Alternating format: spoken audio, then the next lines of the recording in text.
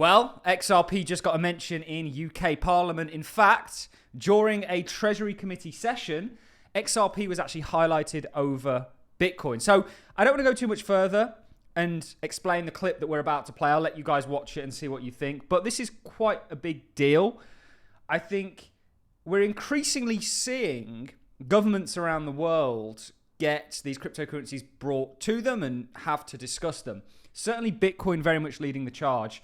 But we haven't seen that much altcoin sort of interaction, certainly here in the UK. And I think the fact that XRP was mentioned during a Treasury Committee, you know, kind of puts it in very good standing. And of course, I will relate the individual that spoke and mentioned XRP, Susan Friedman, who's the head of policy at Ripple. She may be the former head. She essentially has done work like working with the Bank of England, or Ripple has certainly worked with the Bank of England and the Digital Pound Foundation on things like Project Rosalind, and were highlighted there. And I'll play a clip of another interview she did specifically with the Digital Pound Foundation. And then this is going to bring us interestingly onto the adage old kind of argument of, can XRP sort of beat or overtake Bitcoin? And I think they're fundamentally two different cryptocurrency projects, but I believe, this is my own belief, that XRP actually is destined to replace the rails upon which the financial system works and value is sent. In fact, that was what it was designed to do from the start. And ultimately, its target is really large institutions, corporations, so on and so forth. Whereas XLM is kind of tackling the other side of things, which is for another video. But let's get into the clip. Then we're going to talk about Bitcoin versus XRP. We'll be refreshing you guys on the Wisdom Tree article, where it speaks about essentially, or puts forward a potential for XRP to replace Bitcoin in terms of market cap. And then I'm going to show you some interesting technical analysis. We'll highlight or recap on XRP and where its price is. And then I'm going to show you it versus Bitcoin and Ethereum. And I think it's got major runs against both of these cryptocurrencies ahead of it. So let's dive into this clip of a UK parliamentary session where XRP was specifically mentioned. Environmental impacts of the crypto industry more widely. My understanding is that the energy requirements of proof of work verification for Bitcoin blockchain is so vast that Bitcoin now consumes more power than several developed countries. And I was wondering, perhaps Daniel, first of all, I'll go across the panel.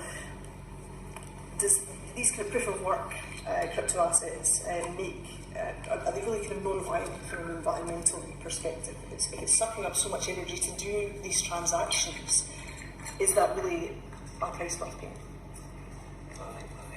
I think the industry realises the problem at hand, and I think there's a huge desire across the industry to improve the energy efficiency. There have been some initiatives taking place of late, which have helped, which are detailed, in some of the submissions that I've looked at, and more needs to be done. Say different tokens have different energy profiles. The token that Ripple uses for its product is XRP, is inherently green. All of the XRP that's in existence was created at the time of its creation.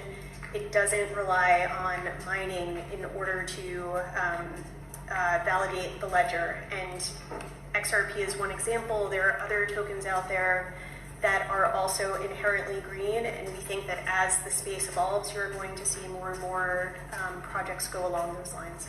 What do you mean by inherently green? I mean that unlike the proof of work protocol, which relies on mining in order to validate ledger transactions, XRP relies on a consensus mechanisms. It uses a supermajority algorithm to validate different transactions. So no mining involved, no energy output in the same way that is associated with a proof of work protocol. Proof of work protocols, though, themselves, I recognize the issues involved, I think, and point to their use of renewable energies. The issue of energy is one that industry is paying attention to and trying to tackle.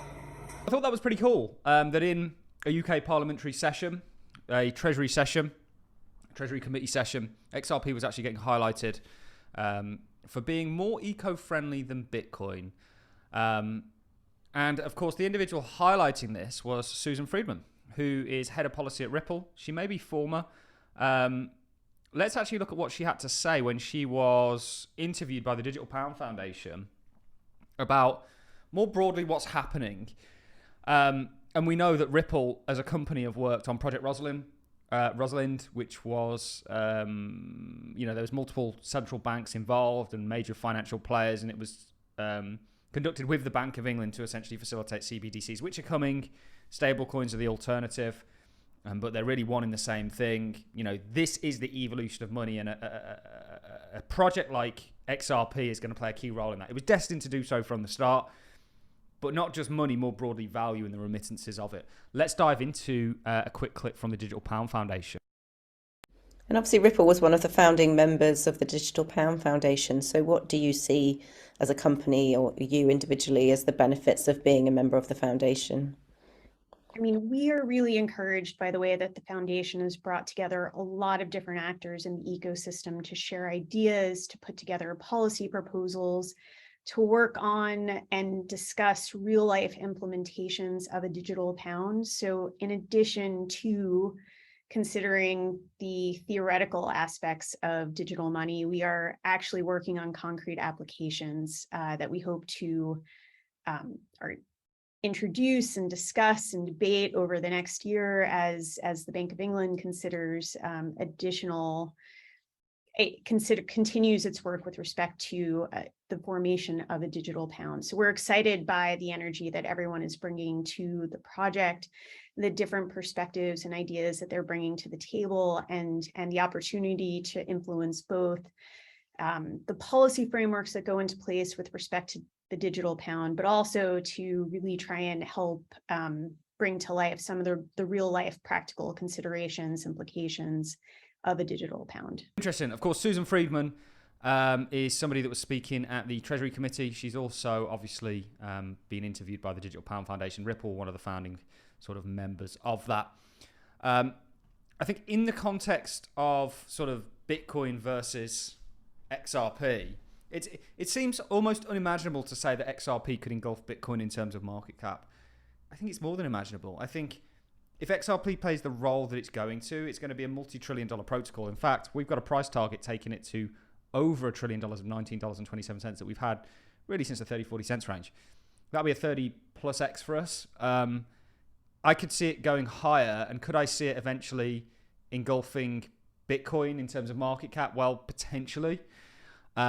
I do think that the Bitcoin store of value narrative, though, is one that is going to see it do rather well. I think Bitcoin's going significantly higher, 3x probably from where it is today.